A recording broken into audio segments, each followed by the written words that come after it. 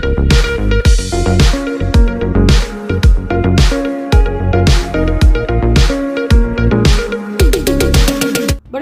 જિલ્લાના કલેક્ટર સાહેબનું નિવેદન ભારે વરસાદનું એલર્ટ હોવાથી નીચાણવાળા વિસ્તારોમાં જવું નહીં, લોકોએ સાવચેત રહેવું। બનાસકાંઠા જિલ્લાના દરેક તાલુકા મથકે મામલતદાર કચેરીમાં કંટ્રોલ રૂમ શરૂ કરવામાં આવ્યા છે। ગુજરાતમાં પણ વરસાદનું એલર્ટ હોવાથી નીચાણવાળા વિસ્તારોમાં લોકોએ જવું નહીં।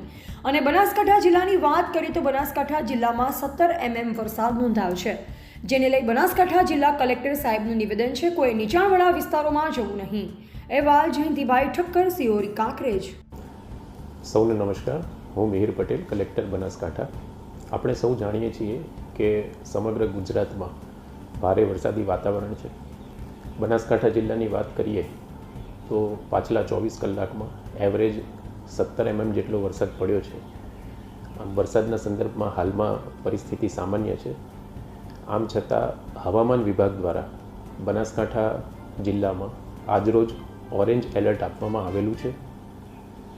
આથી સૌ બનાસકાંઠા જિલ્લાના નાગરિકોને મારી નમ્ર વિનંતી છે કે તકેદારી અને સાવચેતીના ભાગરૂપે નદી નાળાના જે નીચાણવાળા વિસ્તાર છે, ઓવર ટોપિંગ થતું હોય તો જે કોઝવેવાળા વિસ્તારો છે ત્યાં આગળ જવાનું ટાળીએ, બિનજરૂરી બહાર ફરવાનું ટાળીએ અને ખૂબ વરસાદની પરિસ્થિતિમાં ઊંચાણવાળા વિસ્તારો અને સુરક્ષિત વિસ્તારો ઉપર જવાનું પસંદ કરીએ।